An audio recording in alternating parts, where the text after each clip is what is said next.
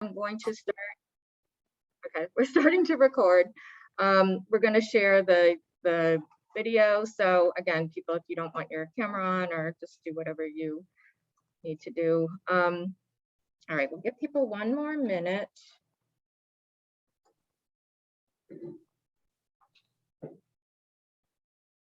Okay, everyone can see, everyone's good, people are coming in.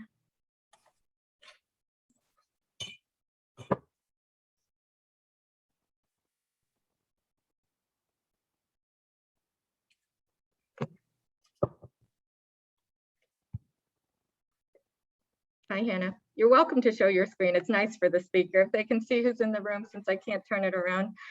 Well, I can only see like 2 people, Miliann, because I'm on share screen. So okay. yeah, I see Hannah and Pavan. Hello. And I have a mask on because I know. Thank you, Miliann, for organizing this. Thanks, Pavan, for the support. I'm going to acknowledge you in a minute.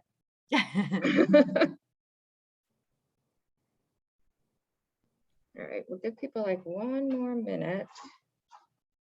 We'll have people coming into the class. Come in, we're gonna get started. Oh, there's Cedric. Hi, Cedric. Hey, Nadia. Hi, wow, long time no actual talk. I know, it's so cool. It's great to see your face. Likewise. We went to grad school together. We made a lot of ruckus at U of M. Some decent house parties, it was good. It was good times. In boring Ann Arbor.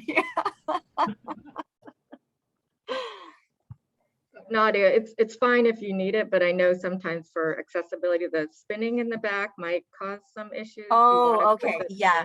I'll turn it off. It's just LA's gotten so humid with climate change, but let me turn it off. Yeah, if you need it on, keep it, yeah. I think I can handle sweat. It's all right. I'll deal. Okay, so folks are still coming in, but we have an hour and 15 minutes, so I just want to have the most time. So I'll start with some announcements.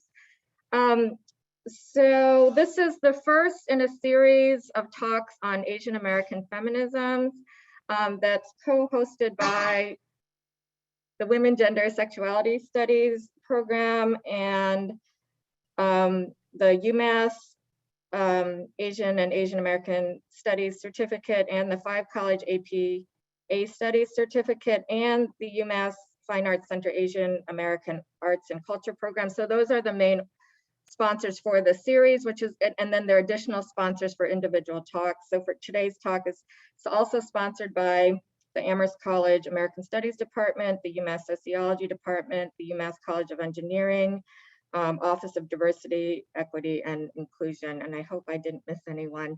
So again, there's been a lot of excitement for Nadia's talk, which is kicking off the series. The next talks, the next one is going to be November 11th. We're bringing in Red Canary Song, which is a coalition of sex worker activists and allies, and they were probably one of the most important voices responding to the killings in Atlanta in terms of framing the analysis and media commentary, and also to providing direct support. So that's November 4th. In the spring, we have Nishant Upadhyay, I hope I'm saying that correctly, from U of Colorado, who does queer and trans of color critique and is writing a book on Indian diasporic settlement and in the settlement and settler colonialism on Indian lands. And then there might be one more. So just wanted to put that on people's radar. So today we're again very lucky to welcome Nadia Kim. Before I give her amazing bio, I just wanted to again say that we are recording this and making it available. And I also want to do a land acknowledgement. We're here at the University of Massachusetts Amherst and recognize that this institution is on the ancestral lands of the Pentucket and Nonotuck peoples. And we acknowledge that this institution has played a role in histories of dispossession and acknowledge our responsibility to our Indigenous communities and connections. So I'm Miliann Kang. I'm a professor in women, gender, sexuality studies, and also affiliated with both the UMass and Five College Asian and Asian American Studies certificate, and as well as the sociology department. I use she, her pronouns. So we're very fortunate to be welcoming Nadia Kim, who is professor of Asian and Asian American Studies at Loyola Marymount University. Her research focuses on US race and citizenship inequalities regarding Korean, Asian Americans, and South Koreans, race and nativist racism in Los Angeles, particularly the 1992 LA unrest, and immigrant women's organizing, which she'll be talking about today, in the environmental justice movement. So her first book is amazing, as is her second book, but her first book is Imperial Citizens, Koreans and Race, From Seoul to LA, which came out with Stanford Press. And it's still such an important work that's really theorizing the connections between US and transnational processes of racialization and how they're tied to war and imperialism, and what won multiple awards. And her most recent book that the talk is based on today is Refusing Death, Immigrant Women and the Fight for Environmental Justice in LA. And again, she's also a very active, publicly engaged scholar. I could just give a list of all the media citations. And I just have to say, an incredibly generous colleague and mentor who has an activist as well. So here's Nadia. Thank you so much. Oh my goodness. I really am so honored to have been invited by Miliann Kang, by Sian Lee, and because Miliann noted all of the units that have co-sponsored, I won't name all of them again, but I just want to say that I'm very impressed with the intercollegiate network in the Massachusetts area. It's a model for the rest of us, so thank you. I am going to launch right into my talk because we don't have a ton of time. But I think the very first thing to address is, why does this matter? So the important so what question, right? And one of the reasons why this topic matters is because if we are to understand racism, we have to understand environmental racism, okay? There's no racism without environmental racism. There's no classism without environmental classism. And as you know, climate crises, climate justice are now getting at least some of the attention that it should have been getting long ago. And if we already understand the climate catastrophe and the movement for climate justice, it has to include environmental justice issues in local, rural, and urban communities. You know, we tend to kind of think of it as this globalized, amorphous entity, but that's not what it is. And people of color, immigrants of color, people in the global South are disproportionately harmed. So as the R&B theorist Beyonce would say, let's ring the alarm, okay? The other reason why this matters is because of the violence and neglect of neoliberal racial capitalism, and I'll be addressing that in a moment. And because of the violence and neglect from the rise, though it's always been here, anti-immigrant nationalism, immigrants, in particular unauthorized immigrants, are relying on grassroots community activism as a major political channel. And so in sociology, we tend to focus on assimilating into the mainstream electoral system, but that's not necessarily what immigrants are doing. And what's really important is that immigrant women of color, including many unauthorized women, are leading these community movements, okay? So not just these grassroots movements for environmental justice or environmental health justice, but they're leading the movements for labor, immigration reform, for welfare reform. They're leading the movements for better schooling and education. They're leading the movement for interfaith alliances for social justice. I mean, they're really at the helm.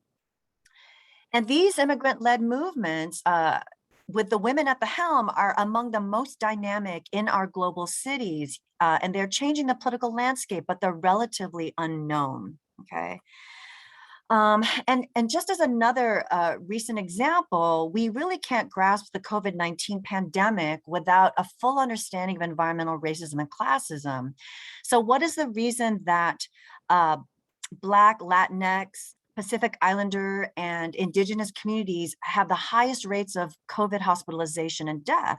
Well, it's because their bodies have already been compromised by environmental racism and classism. Okay.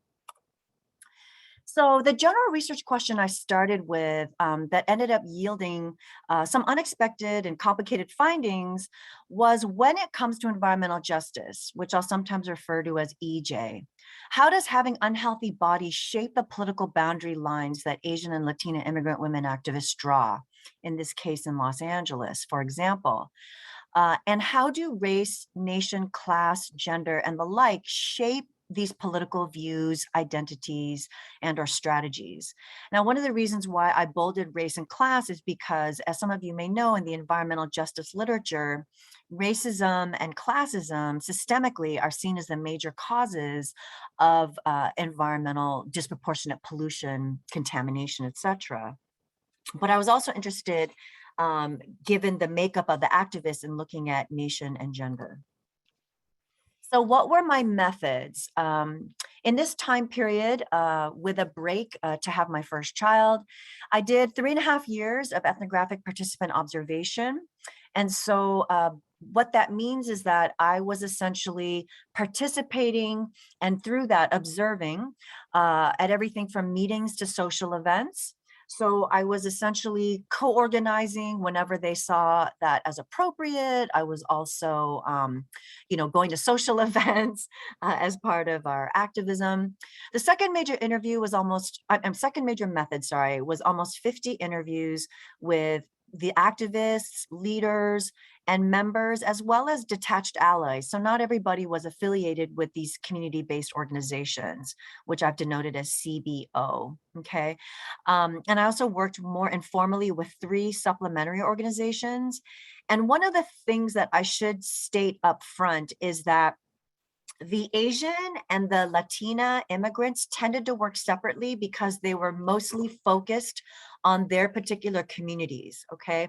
So as you know, as with racial residential segregation, the communities that the Latina immigrants were working for were predominantly Latinx, predominantly Mexican immigrant, and unauthorized working class.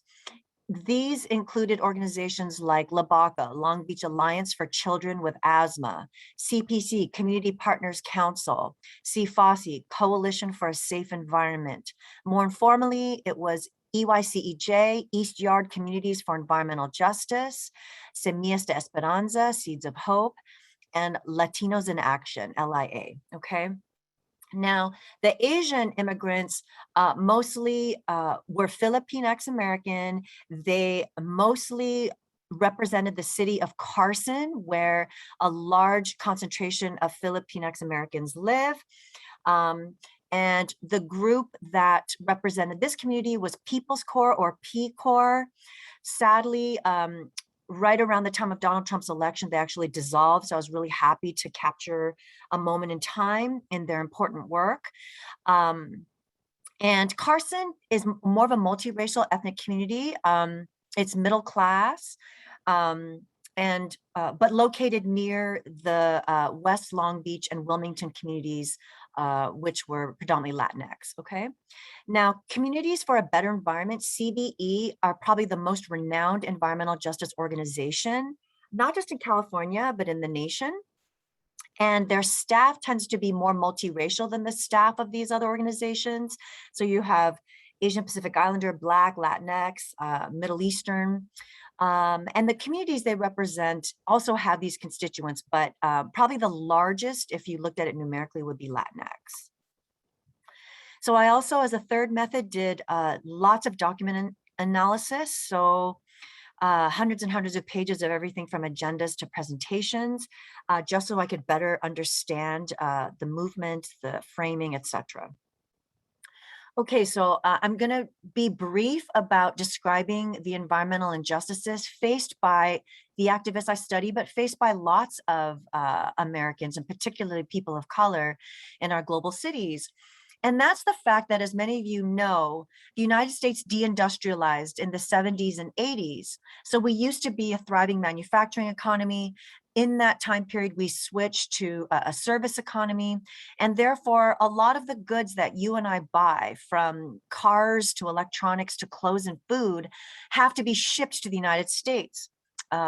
Much of it, as you know, is manufactured in China, but a lot of other nations that are very far away, okay?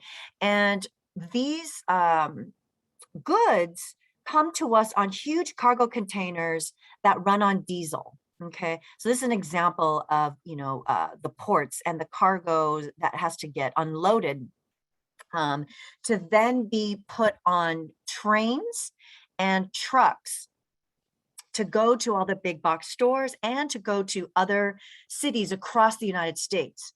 And you probably guessed it, these also run on diesel. Okay. Now, it's not just that, but it's also that the train yards and the freeways often run in or through or near communities of color, okay, in most of our global cities. So people call, Confederate monuments among our most racist monuments, but actually some scholars consider the freeway some of our most racist monuments, right? Because they're often built in, through, and near communities of color, often destroying communities as well. Here you see oil refineries, and you can see them abutting residential neighborhoods very close. And the oil refineries are often needed to uphold this goods movement apparatus that I just described, right? But as many of you also know, every product depends on oil, okay? So these oil refineries are also often disproportionately placed in and near communities of color. And they release, many more toxins, right? Although diesel is a big one. Now, just to give you a visual representation, of the Port of Los Angeles and Long Beach, this is just one small slice of it. The Port of LA and Long Beach is the largest in North America. It is the 5th largest in the world. Some of the products that you've purchased came through this port. As you can see here, it's huge. And you have cargo containers idling sometimes for days with their diesel plumes. And so, it is a major, major health hazard. So this is where the Port of LA and Long Beach is, just to orient you on a map. This is the city of Wilmington that I worked with. And as you can see here, it's surrounded by all the major freeways that transport the goods from the port to other parts of California, but also other parts of the country. And this is Carson. So Carson's a little bit north of Wilmington, but they also get that pollution being surrounded by freeways. But I also just want to make clear that oil refineries are also concentrated in this kind of what I like to call industrial port oil belt, okay? Just to orient you, LAX is up here, okay, which you're probably most familiar with. So one of the first things I want to talk about is the broader context that not just prompted the activism among especially these immigrant women, Latinx and Asian, but also the context in which these women are fighting and resisting in a continual sense, right? So one of the major power tactics that these immigrant women have to deal with, and immigrants in general, is neoliberalism. Neoliberalism that comes from corporations like oil and gas and comes from the agencies that are meant to quote unquote regulate them, okay? So just to give a very brief definition of neoliberalism as I use it in relation to this work, neoliberalism is an extreme form of laissez-faire capitalism, whereby it's extreme privatization, it's completely market-driven for the most part, which has fostered an extreme version of individualism, okay, even more than in the past. And I think a perfect example of how individualist we've gotten is people's refusal to wear masks to save someone else's life, right? That is a neoliberal ethos. Now, this extreme laissez-faire capitalism, extreme individualism has involved the gutting of the social welfare state. Even though capitalism breeds all of these inequalities and injustices that social welfare programs are essentially a band-aid for and are needed, it has involved the gutting of that. And immigrants of color, as you've heard and seen, especially under Trumpism, and people of color in general, are often blamed for the broader public's lesser access to resources, right? And basically the crumbling of the social good and the public good of society, okay? Now, one of the specific tactics used by oil and gas and the regulatory quote unquote agencies is to feign an ethics of care and concern. And one of the reasons why that's an example of co-opting the environmental justice movement is because that ethics of care and concern came originally from the bottom up, and especially from the women and mothers who have prioritized that, right? As many of us know, girls are socialized at a young age to be concerned about caring and nurturing others and for the collective. And now you'll see regularly, and I'll show an example in a moment, Shell Oil and the Air Quality Management District that's supposed to regulate them, right? Consistently talking about how much they care about the community, how much they care about Mother Earth, okay? The other neoliberal tactic that's used by these systems is always this reference to, we're working on the problem, we're fixing it, we're going to fix it, right? And they pretend that the problem isn't something that they themselves created, okay? And in the process of doing this, they also take undue credit because it's the environmental justice activists and movements that are trying to quote unquote fix the problem, right? So again, that's another form of co-optation, okay? And the reason why in my title of this slide, I call it emotive power is because one of the ways in which these systems are legitimating themselves, right, and normalizing themselves is to use this emotive power of we care, we're concerned, and therefore we're going to fix the problem because we're so concerned, right? And this kind of environmental injustice is something that this emotional injustice, this affective injustice is something the immigrant women really pointed out to me, okay? Another major strategy, another major neoliberal strategy is false choices, right? Normalizing false choices. And one of the signal ways this emerged was in examples of the mothers and the schools. In many of these activist households, the women have been tasked as mothers to raise the children, take care of their schooling. And so oftentimes these immigrant women are faced with the choice of, okay, we can build a school next to the oil refinery or the freeway, and it'll be very close to you guys because you guys want walkability, right?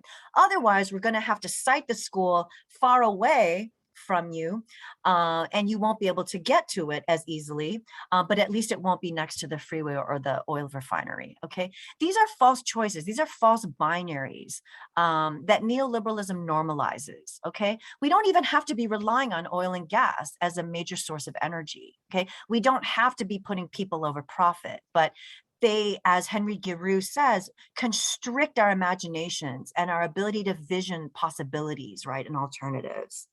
So just to elaborate on what I've just said, and there's a lot more examples than what I'm offering here, but I just wanted to give you a quick one, is, for example, Valero Oil, right? They demonstrate how much they care about you and the earth on their website by saying that Valero ranked highest among independent refiners in Newsweek's 2017 green rankings, right, for environmental performance. I don't think the irony is lost on you about this. I mean, this is like Coca-Cola saying that they rank in the highest strata of Newsweek's health rankings, okay, for promoting health, okay? To illustrate the example of false choices and how it relates to schools, Suba Elementary is an infamous case in Los Angeles, in Bell Gardens, a working class Latinx predominant community. whereby you can see this chrome plating company literally poisoning the children and the teachers and staff on their campus, okay? And their water and their soil were so contaminated that as of now, you've had 28 students and teachers and staff be diagnosed with cancer, and you already have several that have died as young students and or as teachers, and you've had lots have miscarriages, okay? So when I put regulatory in quotes, one of the things I want to underscore is that that's also a staple of neoliberalism, is lack of regulation of industry, Wall Street, etc. So one of the very interesting ways in which the immigrants and the women talked about embodiment, right? Remember my general question about wondering about how having unhealthy bodies shaped their political identities, the boundary lines they drew, their strategies. Johnny is a youth environmental justice leader for Communities for a Better Environment, the most well-known organization. And when I asked him why he was involved in environmental justice, he gave me such an interesting response. And it was something that I heard repeated or echoed in different ways among most of the immigrant activists. So I just wanted to share this with you, and I'll finish the quote off the slide. But he replied, environmental justice is not an identity, right? People don't see that as an identity, like being Guatemalteco or Chicano, but to me, it is. It has so much to do with where I live, where I grew up in the US. That's why I hold EJ dear to my heart. EJ allowed me to do that without having to focus on just one identity. It's that I'm part of my community, my environment, and my surroundings, which is not just pollution, by the way. I can't take it away from me. And I think what's so striking about his response is that typically we think of identity politics as race, class, gender, sexuality, etc., right? And so he's saying we never say environmental justice is an identity politics, but he said to me it is just as much as being, Guatemalteco is, right? And he says it's because it has so much to do with where I live. It's something I can't take away from me. The community is in me, right? And it's not just the pollution and the disease or lack of health, right? It's also the beauty of the community. And he made sure to underscore that. And that is something that many of the immigrants repeated in the sense of, what we do in our community is also positive and it's powerful, okay? So in this neoliberal context from the top down and in this bottom up context of resistance, I also wanted to understand how the two isms that are most associated with environmental injustice were linked, if they were at all, racism and classism. And what I found was, and what I'll be addressing, is that these immigrants largely drew boundaries around their community as we embody classism, they embody class privilege, right? Or we embody racism, they embody race privilege because of this hyperpollution. But also as part of that political understanding of embodiment, they included emotional inequalities, emotional injustices, like we referred to earlier with the co-opting of that, emotive ethics of care by oil and gas and the agencies, government agencies. In this way, they're also invoking morality, okay, in the sense that by virtue of them embodying class or race privilege, and thereby, as this next line says, being the healthy wealthy or being the white healthy, embodying the emotional privileges of that they're being immoral, okay, and basically banking on their immorality to sustain this system that is killing us slowly, okay? Or in some instances quickly. They're regarding their own concern for caring for their children, families, neighbors, community as a form of moral citizenship, okay? Now, when it came specifically to issues of racism and classism, what I also was not expecting, but found, was that the mostly Asian American, which were Filipinx ethnics and Pacific Islanders, said that racism was the most salient cause of the hypercontamination, okay? And therefore, when they drew the boundary lines between the embodied them and the embodied us, race was what it pivoted on, okay? And I'm gonna explore a little bit of why. Now, when it came to the Mexican immigrants, mostly they were mostly Mexican. They actually said classism was the main cause of the environmental injustice, and that class was what their sense of, the embodied dividing line pivoted on. Now, I was really surprised by this, to be honest, and so I want to start with that as to why, okay?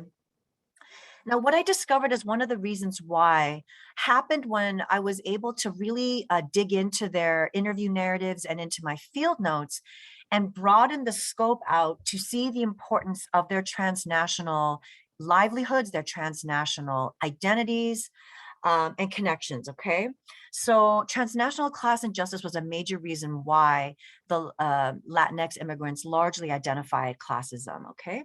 So as a perfect example, I had asked Marta, who's an unauthorized immigrant activist, I said, do you think it's because they're Anglo and you're largely Latinx that they are disproportionately polluting on you?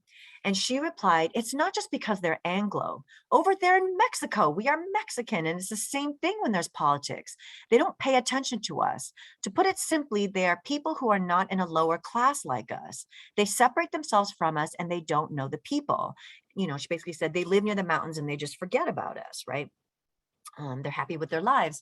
And so one of the reasons why I even asked this question is because much of the social science literature and across the environmental justice movement, environmental racism is typically seen as the main cause of environmental injustices, because even middle-class people of color experience more or tend to experience disproportionate contamination vis-a-vis working class white communities, okay? But that's not what these immigrants were saying to me. In another example of transnational class injustice pinpointing classism as the main beast to slay, I had asked Celia, after she had just told me that she and her parents were not interested in Mexican politics or changing anything politically in Mexico. And I asked her why. And she said, well, what happens is that where I'm from is a very small town. And there, whoever was the one with the most money would just go and make themselves the leader. So I asked, but did the person who made the rules, were they a good person or who did things with justice? And she replied, sometimes, depending on the money, and she gave me a wry smile. So again, heightened sensitivity to class injustice. And so that's why when they were talking about my community, our community, in this embodied sense, they went to class, okay? So I asked Lauda, who is a community leader with La Baca, I said, when you say community, do you mean the people who live in the specific area, or Lauda, not only us immigrants, no, it's low income. I'm not talking about Latinos, Black, or other racial ethnic groups who live here, okay? And this also came out in a really interesting fieldwork moment. Actually, it was kind of an unfortunate fieldwork moment, whereby it became apparent that what the women were talking about, which was the wealthy are healthy, not just physically, but they're healthy emotionally. Therefore, they're ignorant, right? They don't care about us. They don't know anything that's going on. And they're non-empathic, okay? So again, this sense of having that embodied privilege and being ignorant because of it and non-empathic was tied to immorality. And this was especially heard among the women activists. So in this fieldwork moment, we had just had a meeting with the regulatory agencies about the expansion of the 710 freeway, which is the major freeway on which the good movement happens. And the immigrants, the women, et cetera, had gone up there and railed against it because they were talking about all the cancers and the asthma it was causing in their children. And one of the regulatory officials got really angry and afterwards just said, you know, you're not the only ones who get cancer. Okay, I had cancer. Okay. And so when I asked Ceci, who was also a community leader, about her thoughts about his anger and the retort, she said, you know what? He has no idea what it's like to be me with cancer because he is rich. Okay. So she didn't point out that he was Anglo presenting, you know, she really honed in on class. Okay. Another way this came out, this particular theme, was with Lauda. Lauda was someone who had just told me that she really liked Obama. She didn't necessarily know why. I asked her, well, if you ever become naturalized, do you think you'd focus more on electoral politics? And Lauda's response was, never. My community is first. It's because the community needs to be educated and needs to include ourselves. Me, do you feel like President Obama or the national level representatives, do they know local issues? Lauda, scoffing, no, they have no idea because they live in places where they don't know anything about pollution. And you could see the visceral anger in her response, okay? So again, embodied privilege. Now, I do want to just quickly point out that there were other influences pinpointing classism. And one of them is that the Latinx, Latina immigrants I worked with, they were not members of the marginalized racially in Mexico. So I'm talking specifically about the indigenous and the smaller minorities of Afro and Asian Mexican, okay? And as many of you know, race talk in Latin America and in Mexico is quite different, okay? In these contexts, race and racism is usually only brought up in relation to the most extreme or egregious forms of racism. So for example, the US would, you know, trope would be the KKK, okay, for instance. I also do think that given much of their language about human rights and workers' rights, that they were influenced by this global transnational complex of immigrant rights, as Monisha Dasgupta calls it, given that so many of our world's workers now are migrants, okay? And another factor is that even though the US wasn't the same kind of grinding poverty that they experienced in a lot of rural areas in Mexico, that the US wasn't, you know, an escape from being low income either, right? Like they had hoped that class mobility was really hard to come by. So we can see the reinforcement of class here. The other thing is that the Latinx immigrants, as I mentioned earlier, were highly segregated from Anglo-America in their day-to-day residential lives, okay? And as social science has long documented, when groups of color are more segregated from Anglo-America, they tend to cite race less as a reason for injustices, okay? On the other hand, when I talk to the Asian ethnic activists, they often cited environmental racism. Yeah, that is the leading cause of the disproportionate contamination. And they really emphasize that in terms of the embodied boundary line between them and us, right? The privileged and the not. Oftentimes, since most of these activists were Filipinx, they would lead with, you know, our Filipino community is being dumped on, or we minorities, or we people of color are suffering unnecessarily, right? And then class would be inflected with race or ethnicity. Now, one of the ways that this panned out was in the types of environmental justice organizing or the events that the largely Filipinx-led movement would put on. So for example, there would never be an environmental justice protest or event without in some way centering, you know, Philan, Pinay, Pinoy history and culture, whether that was in food or civic awards for Filipinx veterans or high achieving students or civic leaders.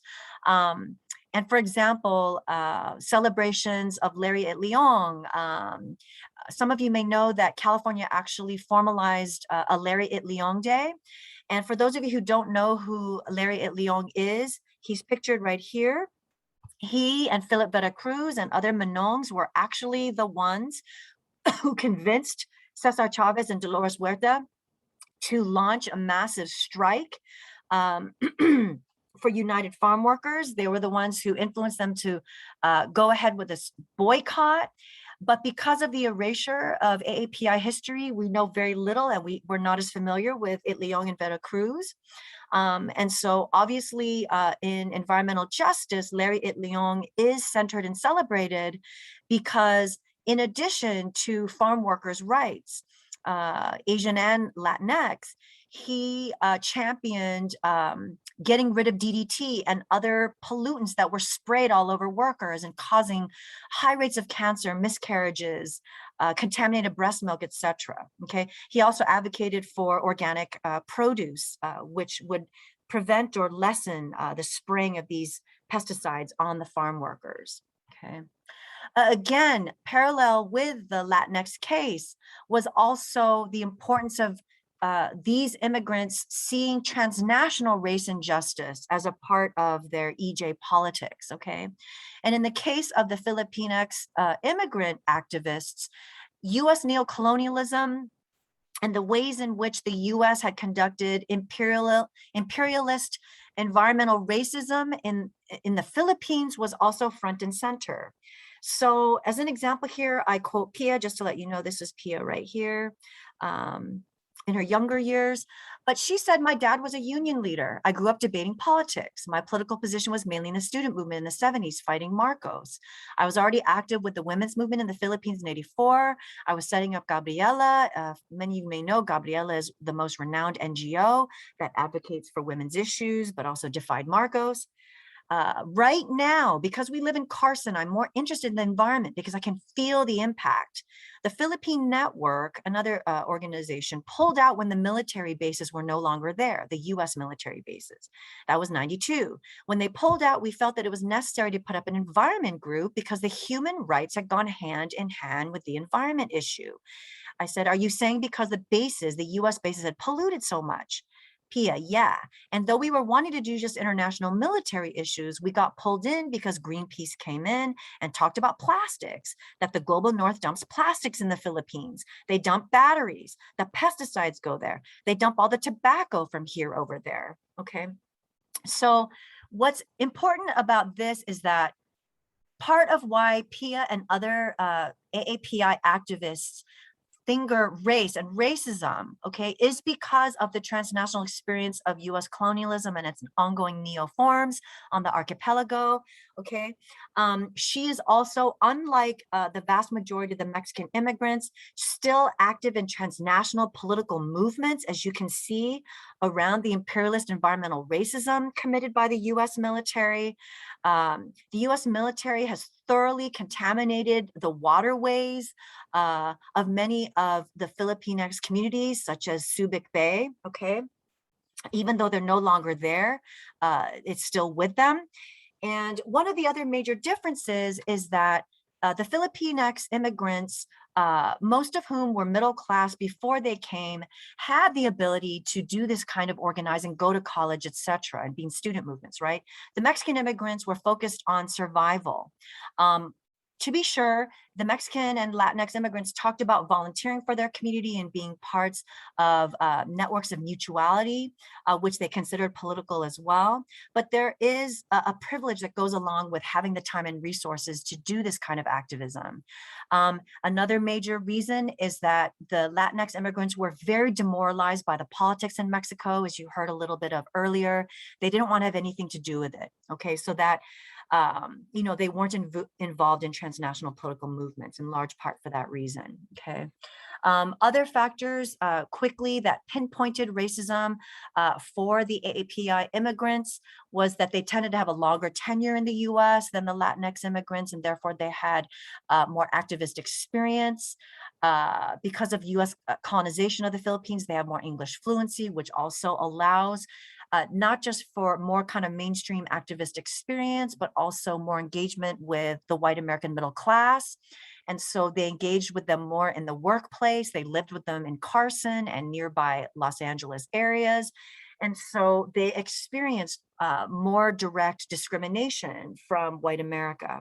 So again, this aligns with the social science literature, okay? Now, I do not at all want to imply that race didn't matter for the Latinx immigrants and class didn't matter for the AAPI immigrants. No, it's just that the Latinx immigrants chose to see class as mediating race, and the AAPI saw race as mediating class, okay? So just to provide some examples of this, I returned to Celia when I asked her specifically, why do you think they have disproportionately polluted on your communities and made you and your children sick? She responded, it can be because they might think that immigrants only come to take from the country and not give to the country. So sometimes you think it has to do with being Latino, and she said emphatically, yes, okay? She might not lead with it, but she sees that it's also important, right?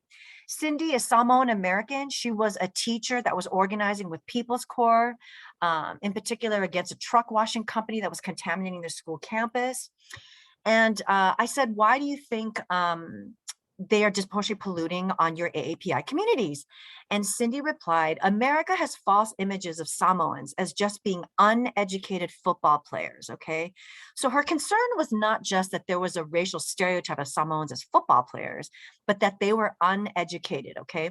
And she follows this up very quickly with, in my family, right, there was no question that all of us would go to college, and there was no question of us being productive, okay? So she sees the fact of getting a college education as ultimately becoming economically productive in society.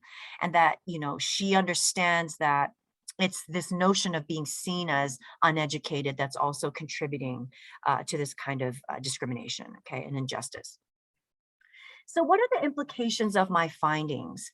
Now, one of the implications has to do with the unexpected finding of classism mattering or being the master category, right? A political category for the Latinx immigrants. Again, I was surprised just because environmental racism has become the through line in much of the social movement and in the literature. And because their communities were predominantly Latinx. And one of the things that it made me wonder is, you know, can university theorists, like me, I'm a race scholar, right, be too race focused or singular about it when, you know, quote unquote street theorists, which I'm using figuratively, are not, right, using their own street science and their own community politics, right? And when we listen to their narratives and, you know, experience what they experienced in the field, class injustice makes a lot of sense, right? Transnationally, et cetera.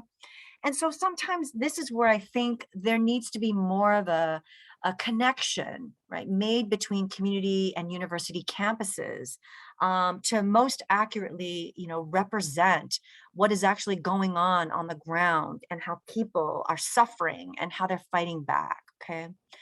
The other major implication is we do need more inter and multidisciplinary work.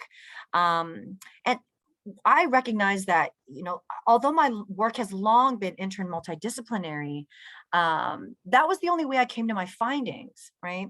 So for example, I do believe that sociology and the environmental justice scholarship within needs to be more embodied, effective, transnational, focused on empire and citizenship, as well as on neoliberalism. And I know that's a lot. And I know that there's sociologists and environmental justice scholars who do that, and there's great work, but I don't think it's mainstreamed. I don't think it's centered. And again, it's by engaging with these communities that I recognized how important, for example, emotional injustices were to the activists, right? Sorry, that's my clock. The other thing is when sociology, the EJ scholarship within and others scholarship like immigration, race, intersectionality, gender, class, etc., right, engages with American studies and ethnic studies, you know, I do see a mutual benefit. So a lot of the embodied to the focus on neoliberalism in my bullet point above, you know, I got from Asian American studies, ethnic studies, American studies. But these disciplines could also benefit from sociologists' real engagement with research design and methodology, right? And how to be in the field, et cetera, okay? The other thing is, I do think sociology, but also these other disciplines are too methodologically nationalistic, as Wimmer and Glick-Schiller have said. I think our theoretical frameworks, our empiricism, our methodologies need to be more focused on transnationalism, on neoliberalism globally, globalization, etc., right? And obviously incorporating empire and colonialism, because even if what the immigrants say is symbolic transnationally or globally, that is of utmost importance, right? As we know, these are framing their politics, these are framing their political strategies. So as a quick example of something I thought of that would be a great future research study, would be, what if we really got deep into Mexico's treatment of the poor in Mexico, right? The class discourse, the practices against the poor, and compared that with the discourse and treatment of these low-income immigrants in LA, in the United States, right? I think that would be very eye-opening in terms of the importance of transnationality to our research. So thank you so much for listening. I will stop there and I'd be happy to engage with you or clarify anything about this work. Thank you. Thanks so much, Nadia. So we're hybrid here. Some people are online, some people are in the classroom, and Okay. so you can post questions to the chat, but I've urged my students to have some questions ready, so you can ask them directly, or yeah, go ahead. Siobhan.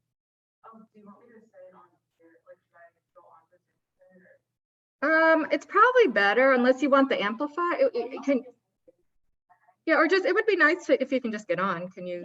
Okay, are you there? Hi. Hi. Oh, we're gonna get the double feedback thing here. Oh, Shivali, do you just want to type it into the chat? Would that be a Yeah, why don't, if I turn off. Okay, now it should be okay now. Okay. We still have the two. We have a beat now. Yeah, why don't you do that? Yeah, come up here because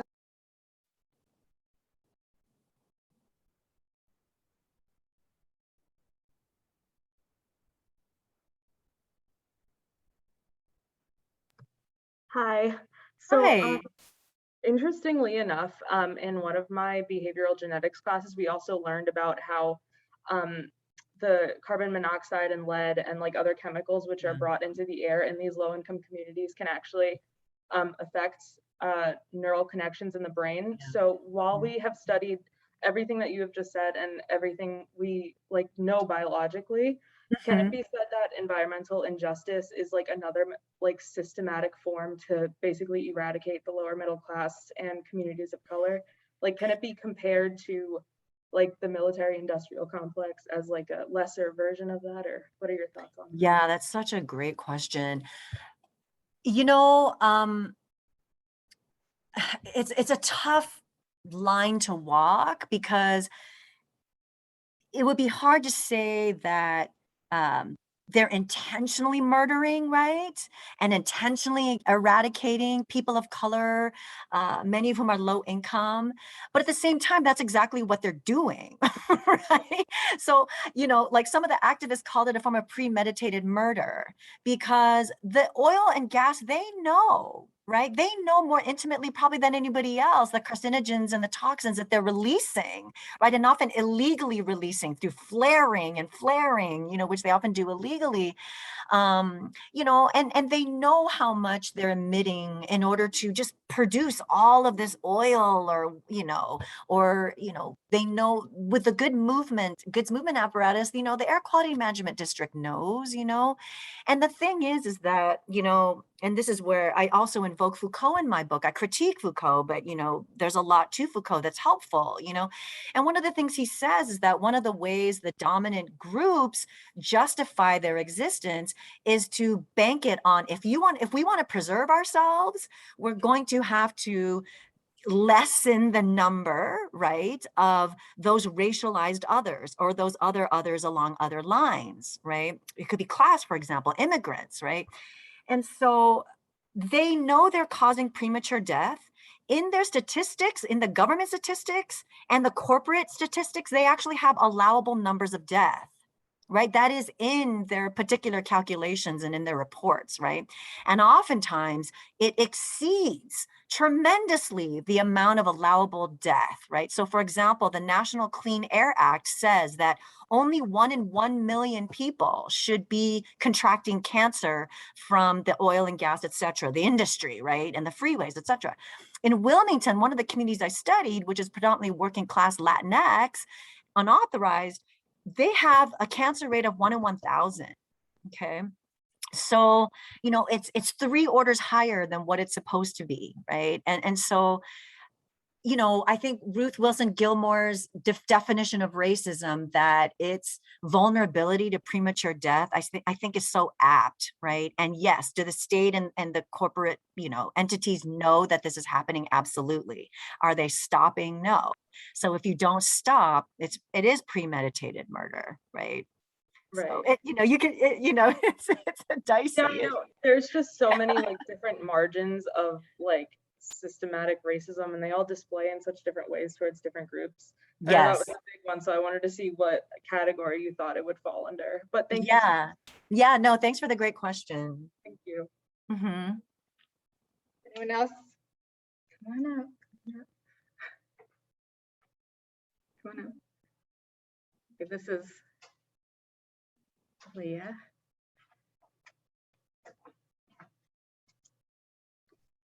Hi, I'm Hi. Leah. So I'm a public health major, so like often like this is something that I hear all the time in terms of like the social determinants of health, and then like how like white people have a higher like life expectancy than like people of color. So I was just wondering, like in a practical like instance, like what public health measures like would you like suggest like sort of like not mend but sort of be made in like response to like the problem, but because like it seems so big and it goes so far that as like pessimistic as it seems, I can't think of any measures that to mend it, because it's like huge. Yeah. No, it's a very good question. Thank you. So that question can be answered very broadly, right, at the macro level. And, you know, so the answer to that question could be, let's get rid of oil and gas, let's get rid of the fossil fuel industry. Let's make some dents in consumer capitalism, right? It's because of the demand that you have all those cargo ships on diesel, the trains, the trucks, right? And, you know, so I don't want to individualize the problem, but when the collective is doing it, it's no longer individual, right? Like, let's get rid of fast fashion and upgrading things every few months. You know, I mean, that is a part of it. But there's so many other factors involved at the macro level, right? Zoning laws, right? Urban planning, right? And so it's not just the siting of toxic incinerators and oil and gas and, you know, all of that, biomedical, you know, it's not that near communities of color, but it's the other factors, right? Like, how do we make our cities along racist lines, right? Racist classist lines. And other neighborhoods, suburban urban divide. So, you know, at the macro level, we can think of it that way, but on a specific public health level, I do think it's very, very important, the activism that these immigrants have also done, which is in my book, but, you know, there's a lot I just didn't get to talk about today. But that they do environmental health justice activism as well. And what that means is teaching the medical industry, doctors, nurses, not to decompartmentalize body parts from each other, right? And not to divorce the body from the environment. So it's actually these immigrant women activists who are saying to them, you guys don't know what you're talking about, because you don't realize that environmental classism and racism have caused my kid to be blue in the face all the time, suffering from asthma attacks, right? Or that my neighbors have cancer. You know, you just like delimit it to a body part and say, oh, I don't know what's going on, you know? And it's like, we know what's going on, right? And that's assisted obviously by health clinics, low-cost clinics, and doctors who know what's up, you know? And that's also come through university community partnerships where USC, UCLA, et cetera, have done the research and said, it's because these kids are next to freeways. It's not just because of something genetic, right? And so these, along with these sort of the broader collective movement, these immigrant women have really forced the medical industry, the health community, to think of socio-environmental causes of health, right? Or disease and chronic illness, right? And I do think that that is really important. And then that's something that the public health officials, and if you eventually get into public health, right, that needs to be publicized.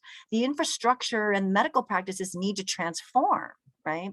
But, again, another macro level solution would be, let's stop privatizing healthcare, right? So that low income people can't get it or access it, right? Let's stop excluding undocumented immigrants from, Obamacare and other forms of, socialized medicine, right? Or partly socialized, right? So, there's a lot of macro, but I also think on the ground solutions that, if mixed together, could really make fundamental change. Yeah. Yeah, I hope that answered your question. Yeah. Anyone else? Anna? Go ahead. Just watch the cord there. Hi. Hi. Super interesting, everything you've been saying. So I'm from the Bay Area, where there's pretty good Asian representation, at least in like the local government where I live. Yeah. But I know you were talking about, I think Laura said she wasn't interested in electoral politics, just community movements. So do you think the main driver of change, like what will actually make the biggest impact, will come more from like more representation and visibility in government, like in elected officials, or will it have to just come from community-led movements? Yeah, no, thank you for that question. I think the consensus among most environmental justice scholars, and even beyond environmental justice, right? People who study movements for race, class, immigration justice, all of that stuff, right? I think they've gotten to a point where they say, just don't rely on the state. The state has proven over and again, right, for centuries now, that they do not have the best interests of people, women of color, immigrants of color to heart, right, in mind, right? So basically, kind of going back to that neoliberal system that we were talking about, right? The state and corporate and Wall Street America have shown a very, very strong convergence and alliance and dedication to this kind of runaway laissez-faire market capitalism, right? And the gutting of the social welfare state for all the programs we need, right? From nutritious food to food stamps to everything else, right?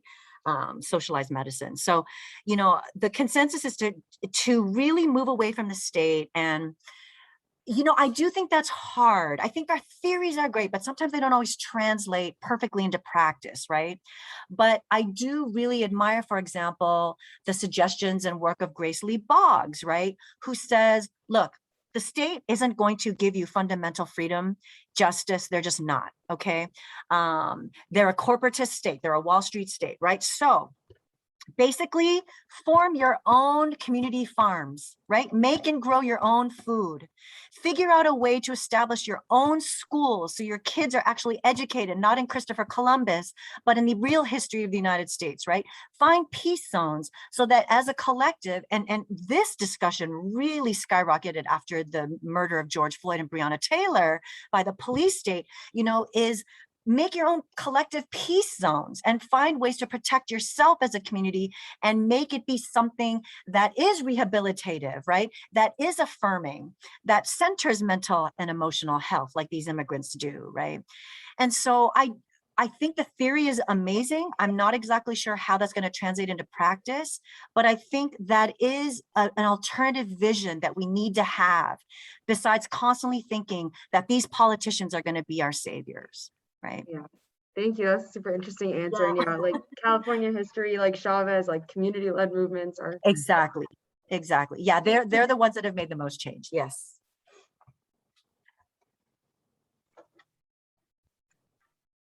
Aren't these students incredible? They are. You guys are keeping me on my toes. Anyone else want to come up? Okay. Question in the chat? Oh, there are a bunch of questions in the chat.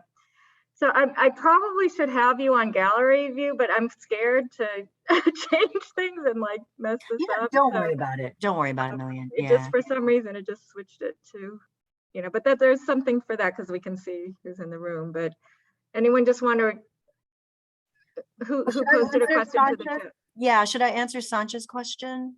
Sure. Yeah.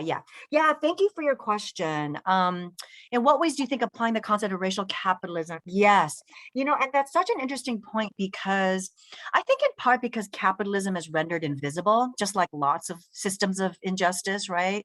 Whether it's white supremacy or patriarchy or whatnot, until movements on the ground, people from the bottom up really mark them and index them as needing to be thrown into relief.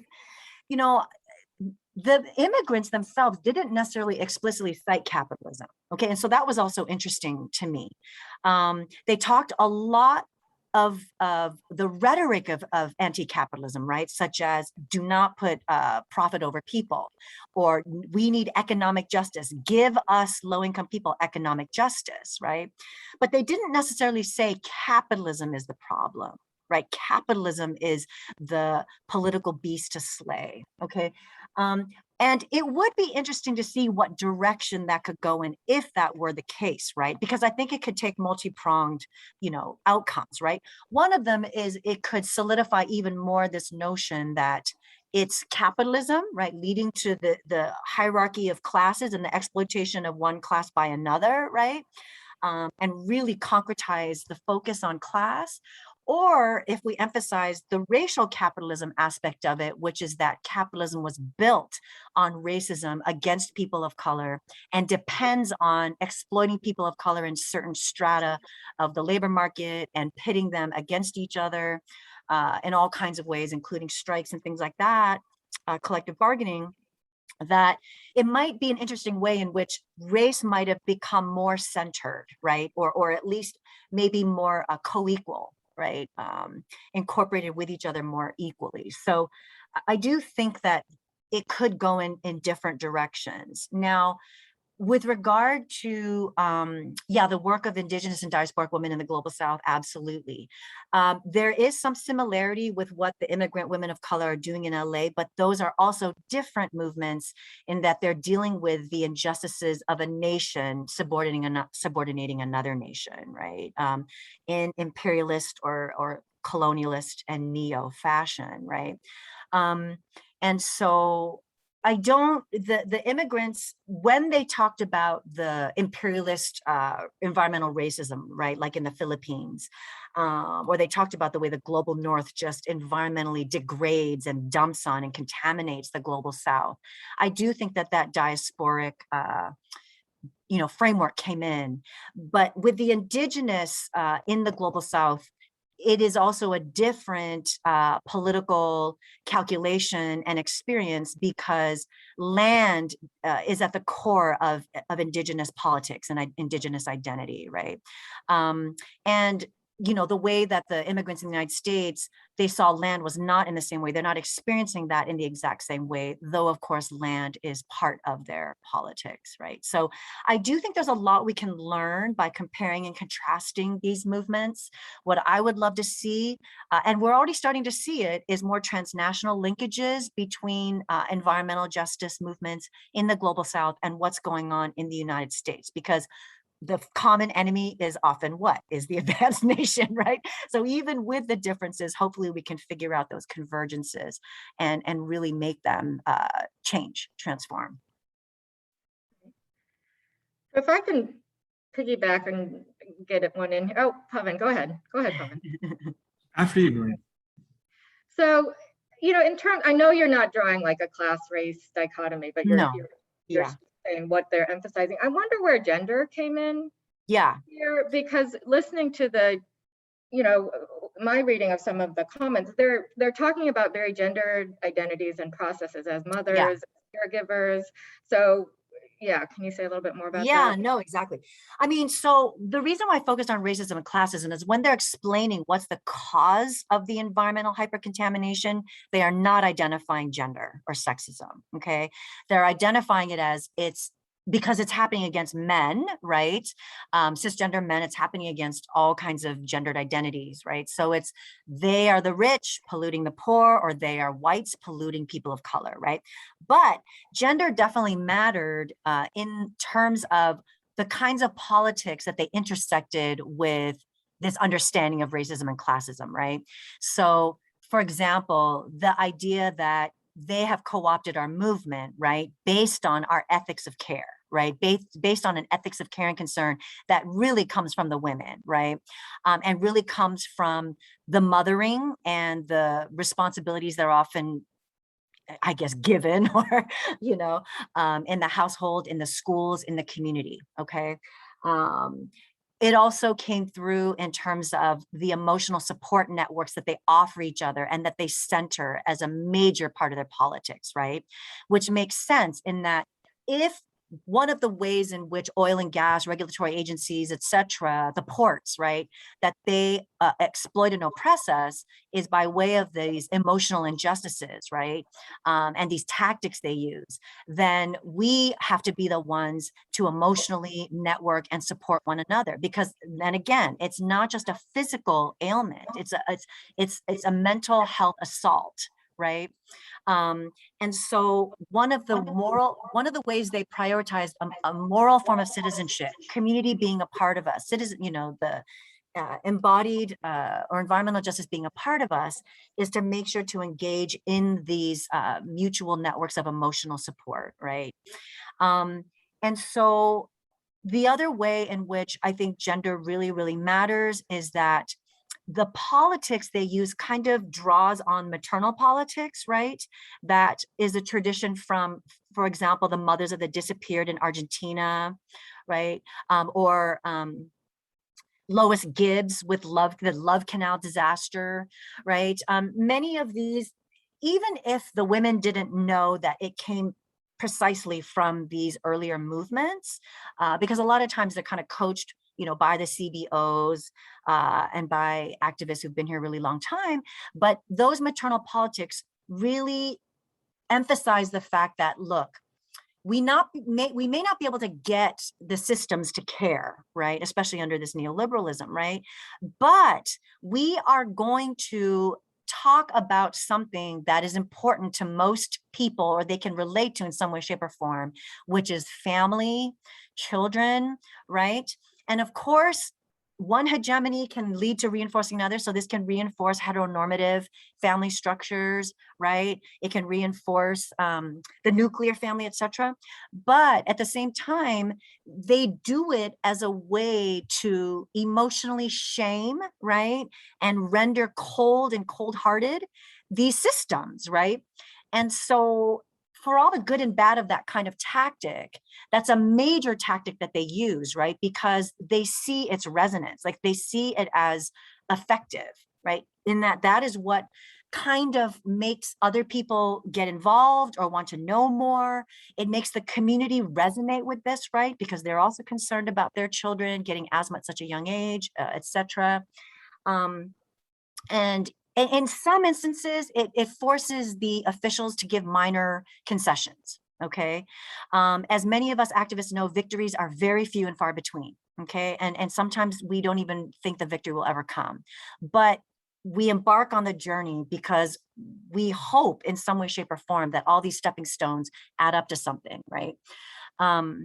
But finally, the other thing that I think gender was related to is the way in which the women flouted femininity and, you know, traditional norms associated with mothering, which was raging. I mean, there was a lot of rage, right?